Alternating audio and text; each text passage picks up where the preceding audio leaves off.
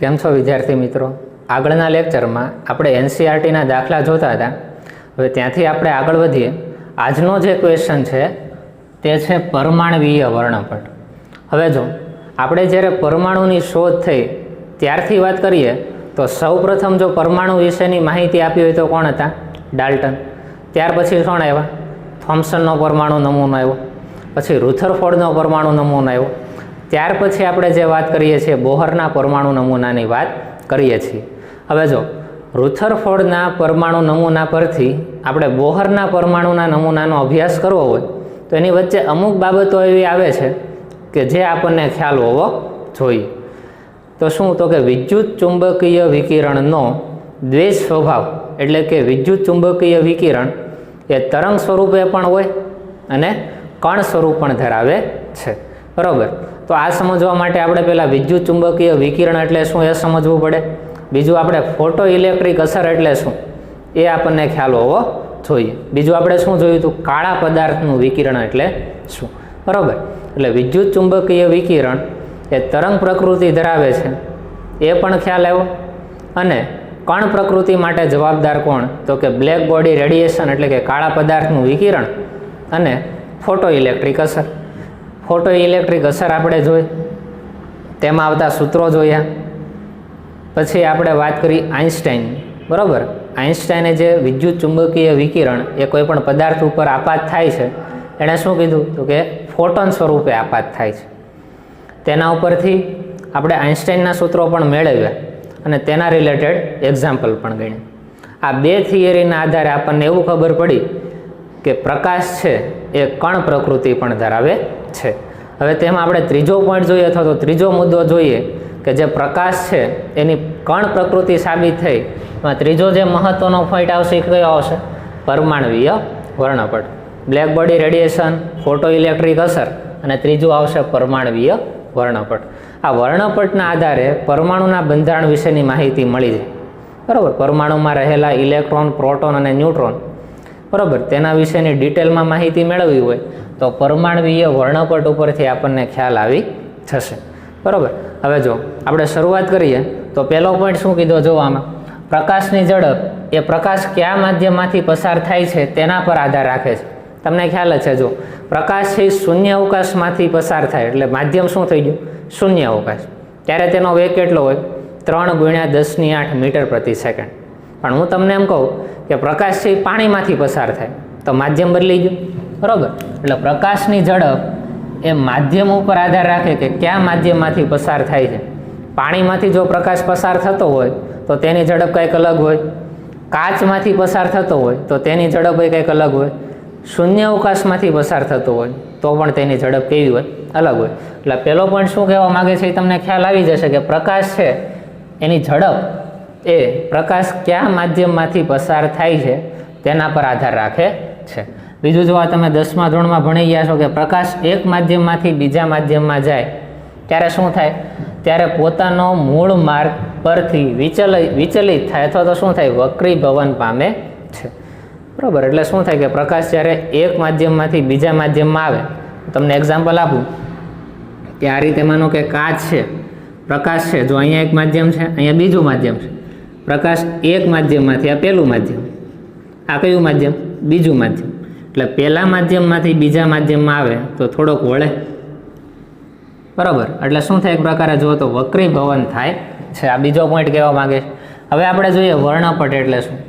તમે જોયેલું છે, જો મેઘધનુષ જોયું છે તમે. બરાબર. જ્યારે વરસાદ આવે અને પ્રકાશ, આ બંને જે ભેગા થાય જેના કારણે આપણને શું જોવા મળે છે? મેઘધનુષ જોવા મળે છે. થાય શું એમાં? જુઓ તો કે સૂર્યમાંથી જે પ્રકાશ આવે છે અને બીજું શું કે વાતાવરણમાં રહેલો ભેજ અથવા તો પાણી, તેની ઉપર જ્યારે સૂર્યપ્રકાશ પડે છે, બરાબર, એ એક પ્રકારનું પ્રિઝમ જેવું કામ કરે. બરાબર. જેના કારણે આપણને 7 રંગનો શું દેખાય છે? પટ્ટો દેખાય છે, જેને આપણે શું કહીએ છીએ? મેઘધનુષ તરીકે ઓળખીએ છીએ. પણ જ્યારે સફેદ પ્રકાશને પ્રિઝમમાંથી પસાર કરીએ, બરાબર, આપણે ધારી લઈએ કે સૂર્યમાંથી જે પ્રકાશ આવે છે એ સફેદ રંગનો છે. બરાબર. જ્યારે સફેદ પ્રકાશને પ્રિઝમમાંથી પસાર કરવામાં આવે તો તમને ખ્યાલ છે કે સફેદ પ્રકાશ છે ટોટલ 7 રંગનો બનેલો હોય. બરાબર. 7 રંગોનું શું હોય? મિશ્રણ હોય. એટલે સફેદ પ્રકાશને જેવો પ્રિઝમમાંથી પસાર કરશો તો આ રીતે એક રંગનો પટ્ટો જોવા મળશે. જે મેઘધનુષમાં તમે પટ્ટો જુઓ છો અલગ અલગ રંગોનો, એ જ રીતે આ રીતે શું જોવા મળે? એક રંગનો પટ્ટો જોવા મળશે. જેમાં નીચે તમને કયો રંગ દેખાશે? જાંબલી, નીલો, વાદળી, લીલો, પીળો, નારંગી અને રાતો. બરાબર, આ રીતે જે પટ્ટો જોવા મળે, બરાબર, જે અલગ અલગ રંગનો હોય. અને રંગ માટે આપણે બીજો શબ્દ વર્ણ વાપરીએ છીએ. બરાબર, કે આ વ્યક્તિ કેવા વર્ણનો છે, શ્યામ વર્ણી છે. બરાબર, એટલે રંગ માટે આપણે વર્ણ શબ્દ વાપરીએ છીએ. એટલે આ જે પટ્ટો જોવા મળ્યો, બરાબર, એ અલગ અલગ વર્ણના હતા. તો આજે આખો પટ્ટો અથવા પટ તૈયાર થયો, એને શું નામ આપી દીધું? એને વર્ણપટ તરીકે ઓળખવામાં આવે. આ અલગ અલગ રંગોનો જે આખો પટ્ટો તૈયાર થાય છે એને વર્ણપટ તરીકે ઓળખવામાં આવે છે. હવે જો આ જે રંગો છે ને આપણે નરી આંખે જોઈ શકીએ છીએ. જોઈ શકીએ ને, જાંબલી રંગ છે, એવી રીતે રાતો અથવા લાલ રંગ, આ બધા રંગોને આપણે જોઈ શકીએ. તો આપણે આગળ ભણી ગયા હતા, જો વિદ્યુત ચુંબકીય વિકિરણનો વર્ણપટ, આ રીતે આપણે એક આકૃતિ દોરી હતી. આમ આપણે આ રીતે ભાગ પાડી દીધા હતા, યાદ છે તમને? IR આવતા હતા, ગેમા કિરણો આવતા હતા, FM રેડિયો તરંગો આવતા હતા, દ્રશ્ય પ્રકાશ આવતા હતા. તો જે રંગોને આપણે જોઈ શકીએ એ કેમાં આવે? તો કે દ્રશ્ય પ્રકાશ વિસ્તારમાં આવે. અહીં એક આવતો તો ખ્યાલ છે, વચ્ચે આપણે દર્શાવતા હતા, આ દ્રશ્ય પ્રકાશ છે કે જેની તરંગ લંબાઈ 400 થી 750 નેનોમીટરની વચ્ચે હોય, જાંબલી રંગથી રાતા રંગ સુધી. તો આ બધા રંગો છે એને આપણે જોઈ શકીએ છીએ, તો એને કહેવાય દ્રશ્ય પ્રકાશ. બરાબર, અને દ્રશ્ય પ્રકાશનો વિસ્તાર એ 400 થી 750 નેનોમીટર વચ્ચેનો હોય. બરાબર, જ્યાં 400 નેનોમીટર તરંગ લંબાઈ છે એ કેવો રંગ દર્શાવે? જાંબલી રંગ દર્શાવે. જ્યારે 750 નેનોમીટર તરંગ લંબાઈ છે કેવા રંગને હોય? રાતો, અથવા તો આપણે કેવો વાપરીએ છીએ? લાલ રંગ શબ્દ વાપરીએ છીએ. બરાબર, તો વર્ણપટ એટલે શું? તમને ખ્યાલ આવી ગયો કે જ્યારે સફેદ પ્રકાશને પ્રિઝમમાંથી પસાર કરવામાં આવે છે તો અહીંયા જે રંગોના પટ્ટા જોવા મળે, બરાબર, એને શેના તરીકે ઓળખવામાં આવે? વર્ણપટ તરીકે ઓળખવામાં આવે છે. હવે જો હું તમને એમ કહું કે જાંબલી અને નીલો, આને તમારે અલગ કરવા હોય તો અલગ પાડી શકો. તમે મેઘધનુષ જુઓ છો, બરાબર, એક પછી રંગ પાસે એક્ઝેક્ટ એ રીતે ગોઠવાયેલા હોય કે ક્યારે એક રંગ પૂરો થઈ ગયો અને ક્યારે બીજો રંગ શરૂ થઈ ગયો, એ તમે ચોક્કસ હદરેખાથી છૂટા પાડી શકતા નથી. બરાબર, એનો મિનિંગ એમ કે આ જે વર્ણપટ જોવા મળે છે એ કેવો હોય? સતત વર્ણપટ હોય. સતત વર્ણપટ એટલે કેવો વર્ણપટ? કે જેને તમે ચોક્કસ હદરેખાથી અલગ પાડી શકતા નથી. હું તમને એક્ઝામ્પલ આપું. જો આ રાતો રંગ છે, તમે મેઘધનુષમાં રાતો રંગ જુઓ છો, એની પછી નીચે કયો આવે? નારંગી. તો રાતો રંગ પૂરો થાય અને નારંગી રંગ ક્યારે શરૂ થઈ જાય એ બેને તમે ચોક્કસ સમયે, બરાબર, આ બેને અલગ પાડી શકતા નથી. બરાબર, તમને બધું કેવું દેખાય? મિક્સ જ દેખાય. આ રીતે 7 રંગનો તમને શું જોવા મળતો હોય? મેઘધનુષ જોવા મળે છે, પણ કયો રંગ શરૂ થયો અને પૂરો થયો અને બીજો ક્યારે શરૂ થઈ ગયો, તમે એક્ઝેક્ટ એ પોઈન્ટે કહી શકતા નથી કે આ પોઈન્ટે આ રંગ પૂરો થઈ ગયો ને બીજો રંગ શરૂ થઈ ગયો. એટલે તમે રંગોને ચોક્કસ હદરેખાથી અલગ ન પાડી શકો, માટે તેને કેવા વર્ણપટ તરીકે ઓળખવામાં આવે? સતત વર્ણપટ તરીકે ઓળખવામાં આવે. ઘણા વર્ણપટ એવા હશે જે અસતત હોય. બરાબર, તો એવા વર્ણપટને તમારે ચોક્કસ હદરેખાથી અલગ પાડી શકો. માનો કે અહીંયા નારંગી રંગ હોય તો અહીંયા વચ્ચે ખાલી જગ્યા હોય. પછી અહીંયા માનો કે નારંગી પછી કયો હતું કે પીળો રંગ, અહીંયા તો બ્લેક કલર હોય. કેવો હોય? બ્લેક. તો તમને ખ્યાલ આવી જાય નારંગી છે, કેવો? પીળો. એટલે ચોક્કસ હદરેખાથી તમે આને છૂટા પાડી શકો તો આ કેવો થઈ ગયો? અસતત વર્ણપટ કહેવાય. તો એક તમને પોઈન્ટ ખ્યાલ આવશે કે સતત વર્ણપટ એટલે શું. અહીંયા જોઈએ જો બીજું શું કીધું? જ્યારે સફેદ પ્રકાશને પ્રિઝમમાંથી પસાર કરવામાં આવે છે ત્યારે પ્રકાશનું 7 ભાગમાં વિભાજન થાય છે. બરાબર, જેને આપણે જાની, વાલી, પિનારા તરીકે ઓળખીએ છીએ. અને આ 7 રંગો દ્વારા રચાતા પટ અથવા તો પટ્ટાને વર્ણપટ એવું નામ આપવામાં આવે છે. હવે જો સૌથી વધારે તરંગ લંબાઈ કોની છે આ 7 રંગોમાં? તો તમે જોશો કે 750 નેનોમીટર છે એ રાતો રંગ અથવા તો લાલ રંગની તરંગ લંબાઈ છે, જે સૌથી વધારે છે ને. આ વર્ણપટમાં સૌથી વધારે તરંગ લંબાઈ કોની છે? તો કે રાતા રંગ. સૌથી ઓછી તરંગ લંબાઈ કોની? તો કે 400 નેનોમીટર જાંબલી રંગ. તો તમે જોશો અહીંયા જો ટૂંકી તરંગ લંબાઈ એટલે 400 નેનોમીટર થઈ. એટલે અહીં કાઉન્સમાં રંગ પણ લખી નાખ્યો કેવો જાંબલી.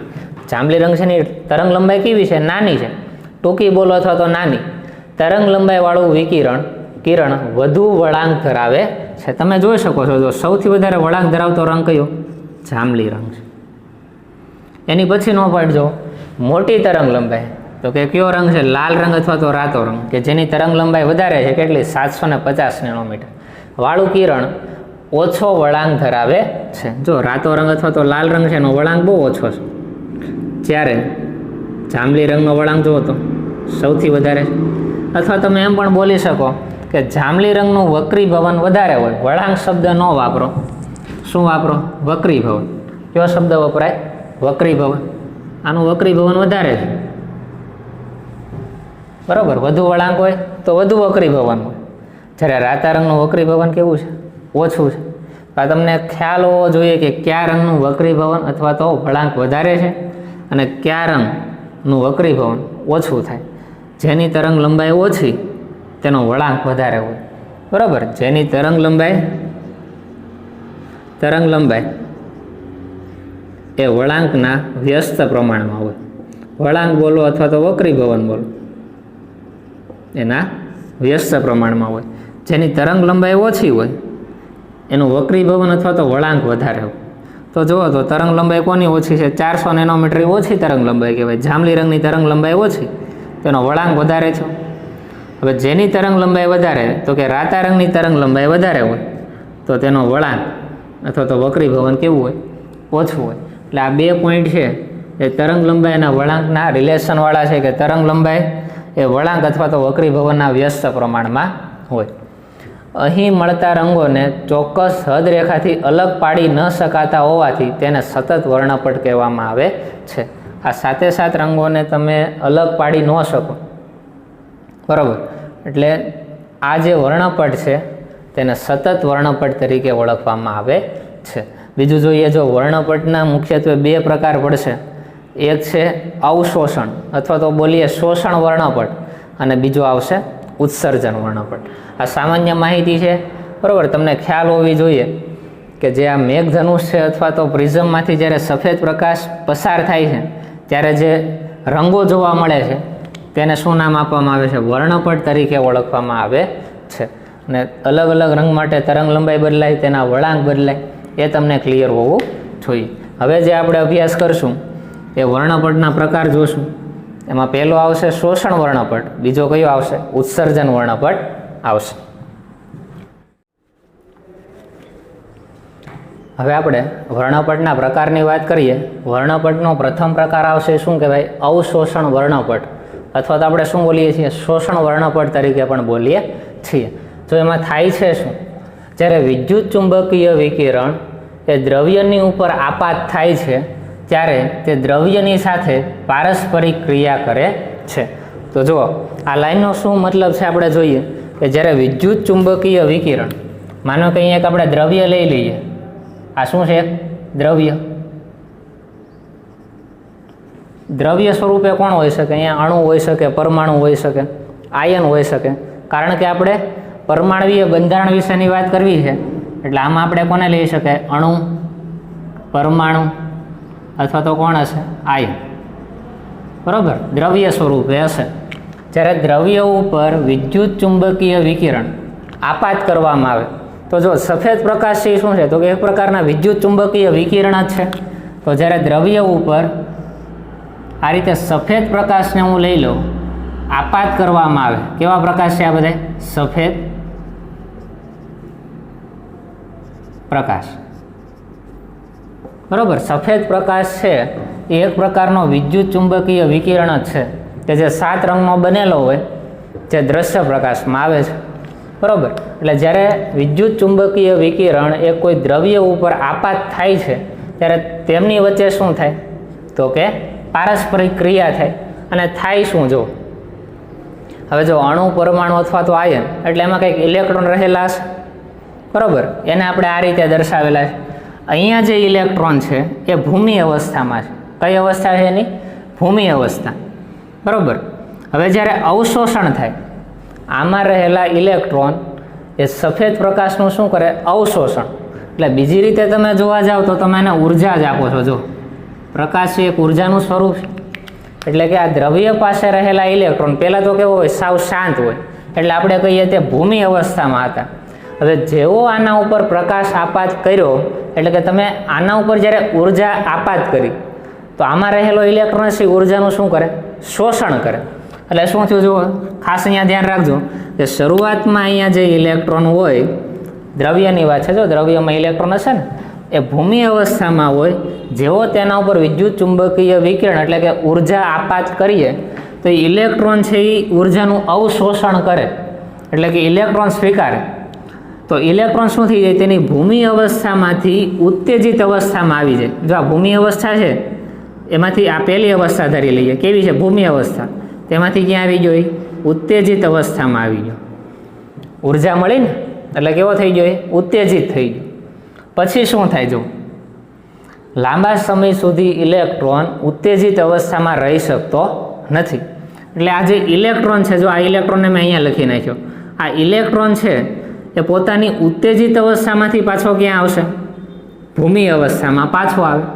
ત્યારે શું થાય, જો જ્યારે ભૂમિ અવસ્થામાંથી એને ઉત્તેજિત અવસ્થામાં આવવું હતું ત્યારે ઉર્જાનું શું કર્યું હોય, એણે શોષણ કર્યું હોય.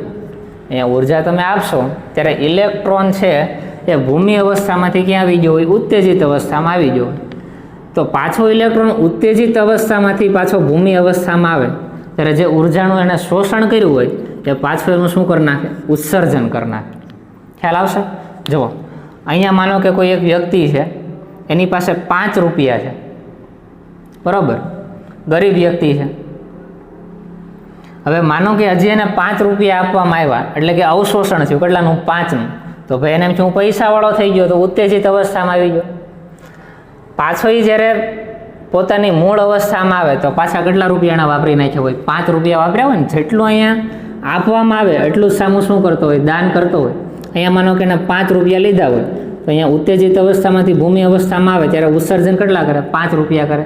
આ સામાન્ય એક્ઝામ્પલ છે. એટલે ઇલેક્ટ્રોન છે એ ભૂમિ અવસ્થામાંથી ઉત્તેજિત અવસ્થામાં આવે ત્યારે જેટલી ઉર્જાનું શોષણ કર્યું હોય એ ઉત્તેજિત અવસ્થામાંથી પાછો ભૂમિ અવસ્થામાં આવે ત્યારે તેટલી જ ઉર્જાનું શું કરી નાખે, ઉત્સર્જન પણ કરી નાખે.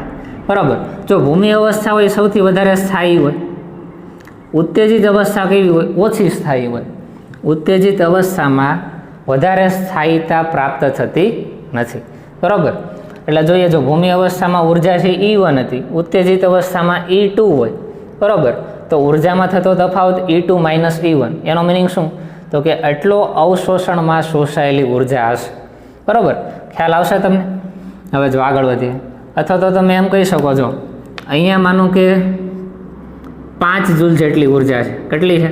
5 જૂલ જેટલી ભૂમિ અવસ્થામાં તો ત્યારે, પણ ઇલેક્ટ્રોન ઉત્તેજિત અવસ્થામાં આવ્યો ત્યારે એની ઉર્જા છે 10 જૂલ થઈ ગઈ. તો આ ઇલેક્ટ્રોને કેટલી ઉર્જા સ્વીકારી હોય, તો શું કહેવાય, E2 - E1, એટલે 10 જૂલ - 5 જૂલ. તો આન્સર શું આવે, 5 જૂલ. એટલે એણે 5 જૂલ જેટલી ઉર્જાનું અવશોષણ કર્યું હોય અથવા તો શોષેલી હોય. સેમ ઉત્સર્જન એ કેટલાનું કરશે, તો કે 5 જૂલનું સામું ઉત્સર્જન કરે એટલે 10 જૂલમાંથી પાછી કેટલી થઈ જશે, 5 જૂલ થઈ જશે. આગળ વધીએ, જો પદાર્થ એટલે કે પરમાણુ, અણુ અથવા તો આયન એ ઉર્જાનું શોષણ કરે છે અને ઊંચા ઉર્જા સ્તરમાં જાય છે. ઉર્જાનું શોષણ કરી ઊંચા ઉર્જા સ્તરમાં જાય, જેને ઉત્તેજિત અવસ્થા કહે છે. અહીંયા જે અવસ્થા હોય એને કેવી કહેવાય, ઉત્તેજિત અવસ્થા. ઊંચા શક્તિ સ્તરમાં જવાની ક્રિયામાં અમુક તરંગ લંબાઈના વિકિરણનું અવશોષણ થાય છે. અહીંયા જો સફેદ પ્રકાશ છે તો 400 થી 750 નેનોમીટર સુધીની તરંગ લંબાઈ આ દ્રવ્ય ઉપર આપાત થતી હોય. એમાંથી અમુક તરંગ લંબાઈ છે એનું આ દ્રવ્ય શું કરી નાખતો હોય, શોષણ કરી નાખતો હોય. એટલે શું કીધું, ઊંચા શક્તિ સ્તરમાં જવાની ક્રિયામાં, એટલે કે ઇલેક્ટ્રોન ભૂમિ અવસ્થામાંથી ઉત્તેજિત અવસ્થામાં જવાની જે ક્રિયા છે ત્યારે જે ઉર્જા મેળવે છે એમાં અમુક તરંગ લંબાઈનું શું કરી નાખે, અવશોષણ થાય. આ અવશોષિત વિકિરણના વર્ણપટને અવશોષણ વર્ણપટ કહે છે. તો અહીંયા સમજીએ આપણે એક્ઝેક્ટ આ શું કહેવા માગે છે. જ્યારે કોઈ એક દ્રવ્ય હોય એની ઉપર જ્યારે પ્રકાશ આપાત કરવામાં આવે ત્યારે દ્રવ્ય એટલે કે અણુ, પરમાણુ અથવા આયન એ તેમાં રહેલા ઇલેક્ટ્રોન એ આ સફેદ પ્રકાશ એટલે કે ઉર્જાનું શું કરે? શોષણ કરે. ઇલેક્ટ્રોનથી ભૂમિ અવસ્થામાંથી ક્યાં આવી જાય? ઉત્તેજિત અવસ્થામાં આવે. આ ભૂમિ અવસ્થામાંથી ઉત્તેજિત અવસ્થામાં જ્યારે આવે ત્યારે એણે અમુક ઉર્જાનું શોષણ કર્યું હોય, અને ઉર્જા છે આપણે કયા સ્વરૂપમાં દર્શાવીએ છીએ? તરંગ લંબાઈના સ્વરૂપમાં. માનો કે એણે 400 નેનોમીટરની તરંગ લંબાઈનું શોષણ કરી નાખ્યું, બરાબર? તો એણે જાંબલી રંગનું શું કર્યું હોય? શોષણ કર્યું હોય. અથવા તો હું કહું કે 750 નેનોમીટરની તરંગ લંબાઈનું આ દ્રવ્યે શોષણ કર્યું, બરાબર? તો આપણે એમ કહીશું કે એને લાલ રંગનું શું કરેલું હોય? શોષણ કરેલું હોય. હવે શું થાય? જો આ જ્યારે દ્રવ્ય એ સફેદ પ્રકાશ એને આપાત કરશું ત્યારે જે ચોક્કસ તરંગ લંબાઈવાળી ઉર્જાનું શું કરી નાખે? અથવા તો ચોક્કસ તરંગ લંબાઈનું શોષણ કરે. ત્યારે જે વર્ણપટ જોવા મળે તેને અવશોષણ વર્ણપટ તરીકે ઓળખવામાં આવે. હવે જો અહીંયાથી તમે આપાત કરશો પ્રકાશ, એમાંથી અમુક તરંગ લંબાઈનું શોષણ કરશે. હવે બાકીની બધી સી તરંગ લંબાઈ અહીંયાથી બહાર નીકળશે, બરાબર? પ્રકાશ સ્વરૂપે બહાર નીકળે. અહીંયા તમે પ્રિઝમ રાખો, બરાબર? પ્રિઝમમાંથી આ પ્રકાશ પસાર થાય એટલે તમને અહીંયા એક વર્ણપટ જોવા મળે. હવે જો અહીંયા આપણે આગળના લેક્ચરમાં જોતા હતા તો આ રીતે ઊભી પટ્ટી હું દર્શાવતો હતો વર્ણપટની, પણ અહીંયા જે વર્ણપટ જોવા મળ્યો હું આમાં આડી રીતે દર્શાવી દઉં, બરાબર? ઊભી રીતે દર્શાવો તો પણ કાંઈ વાંધો નથી. હવે શું થયું? જો આપણી પાસે રંગો કયા કયા હોય? તો કે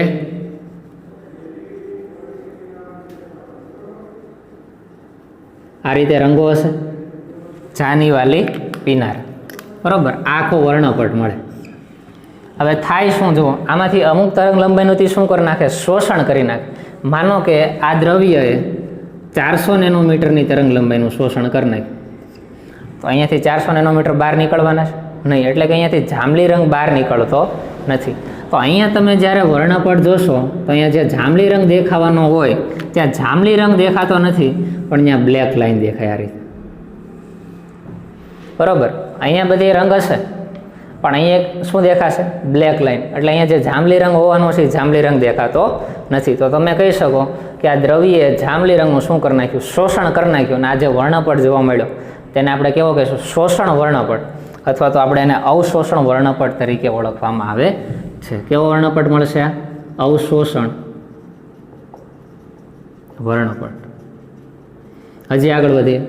માનો કે આ દ્રવ્ય ઉપર જ્યારે સફેદ પ્રકાશ આપાત કરવામાં આવે છે તો એણે 750 નેનોમીટરની તરંગ લંબાઈનું શું કરી નાખ્યું? શોષણ કરી નાખ્યું. એનો મિનિંગ એમ કે લાલ રંગનું એણે શું કરી નાખ્યું? શોષણ. તો અહીંયા જે તમને વર્ણપટ જોવા મળે છે, અહીંયા રાતો રંગ તમને દેખાશે નહીં, પણ અહીંયા રંગની શું દેખાશે? અહીં બ્લેક રંગની પટ્ટી દેખાય. ત્યાં એક પણ રંગ દેખાતો નથી. હું તમને એક્ઝેક્ટ આની ઇમેજ બતાવીશ, બરાબર? પણ આપણે આગળના લેક્ચરમાં જોશું. એટલે તમને ખ્યાલ હોવો જોઈએ કે આ શું કહેવા માગે છે.